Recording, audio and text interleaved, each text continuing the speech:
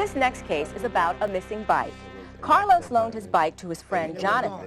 Instead of returning the bike, Carlos says Jonathan sent him on a sort of hide-and-seek search for it. Jonathan gave the bike to someone else. That person supposedly gave it to another, and so on and so on.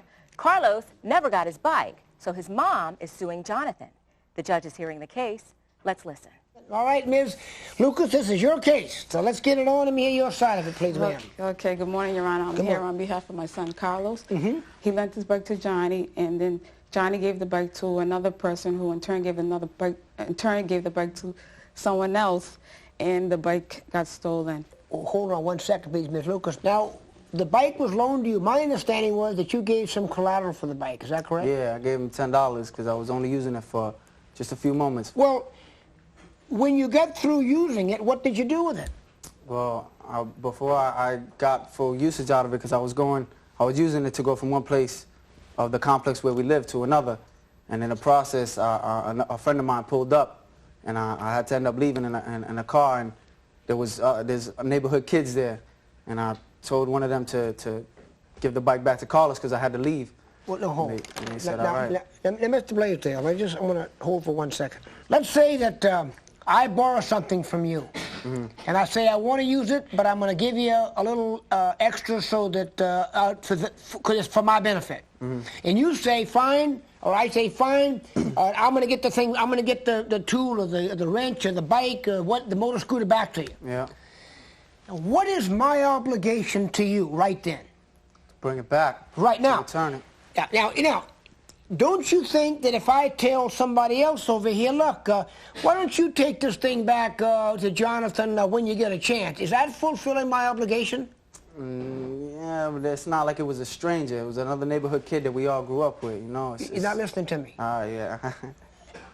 If I ask somebody else to do what I'm supposed to be doing, is that living up to my obligation? No. Okay, fair enough. Okay, we'll stop right there. All right, Ms.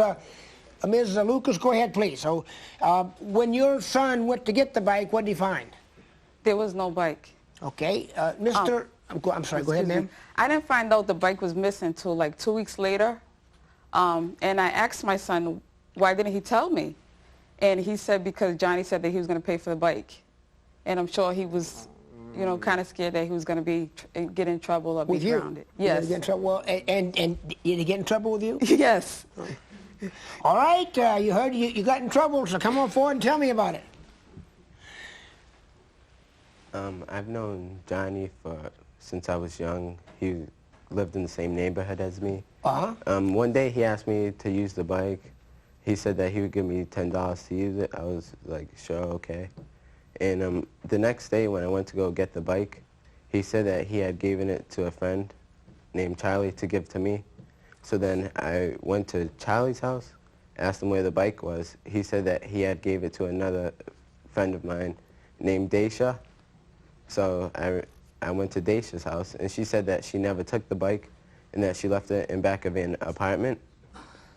So I went, checked if it was in back of the apartment.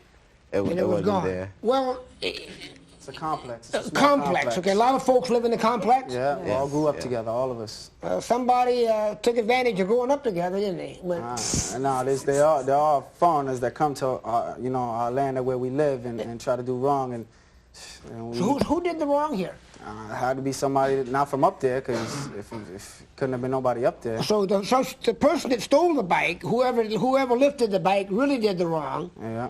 But that person's not here. Right. So who did the wrong that's here?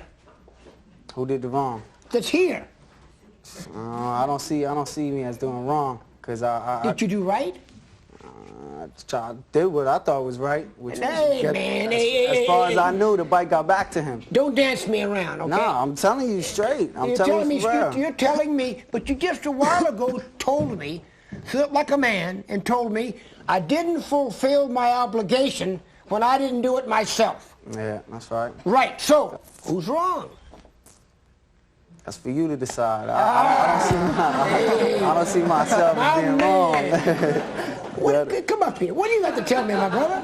Well, what do you know about this? Well, my friends, who are you? My name's Keith. Keith, Listenek. okay, go ahead, Mr. Listenek. What do you Well, my friend said a couple of his friends pull up in a car. I just happened to be in the car, and I witnessed when he told a friend of ours to give the bike back to Carlos. Oh, I believe him. I believe that's what happened. Yep. But the issue here, the question is that tending the business? Is that fulfilling your obligation? He had the bike. His obligation is to get the bike back to Mr. Garcia. If that doesn't happen, it lays with him. Do you agree with that? I'm going to have to agree. Good. I appreciate it. Sit down. Sit down. You're a good man. We appreciate that. All right. Even Johnny's friend admits Johnny was responsible for that bike. How will the judge rule? Stick around and you'll find out. Coming up. That's what I stand for, truth, Your Honor. Well, don't give Just the... like you.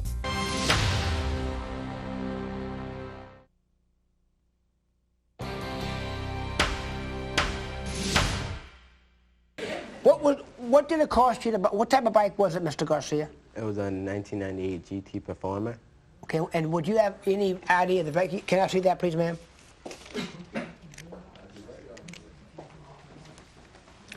All right.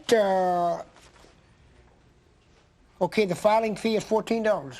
Yes, and I'm also suing for lost wages because I spoke to Johnny after this happened, a couple weeks after it happened, and I told my son that I need to speak to Johnny and I was going to either call the police or he was going to pay for the bike. My son told Johnny, I spoke to Johnny. Johnny said that he would look around the neighborhood for the bike. To the bottom of it. Hey. My fault, excuse me. All right, go ahead. Johnny said that he would look around the neighborhood for the bike, and if he didn't find the bike, he would pay me. He told me about 2 weeks. I waited 2 weeks. I didn't hear nothing. And I would see Johnny. Then he'd come over to me, and he would say, you know, about 2 more weeks. And it's been like maybe 6 months now, and I don't feel like I should have had to bring him to court. I think that he knew he was wrong, and he was responsible for it. Well, one thing about it, it took a little prying, but he did get to the fact where it was his responsibility, and he didn't tend the business. But I'm not going to be able to compensate you here for your lost wages. That's part of the bumps and bruises of life. But what I am going to compensate you for is the value of the bike plus the filing fee. Okay. You're entitled to that. So in this case, I'll say this for you, Mr. Blaisdell, is that you stood up and admitted the truth and called it like it was, and that'll stand you in good stead down the road. That's what I stand for, truth, Your Honor. Well, don't give Just like you. Hey, my man. Word up. Judgment for the plaintiff, $360.49. Good luck. Thank you, Your Honor. So Carlos gets awarded $360.49 for that bike. Jonathan gets a backhanded compliment from the judge. After a break, we'll take a look at what's coming up on the next Judge Mills Lane.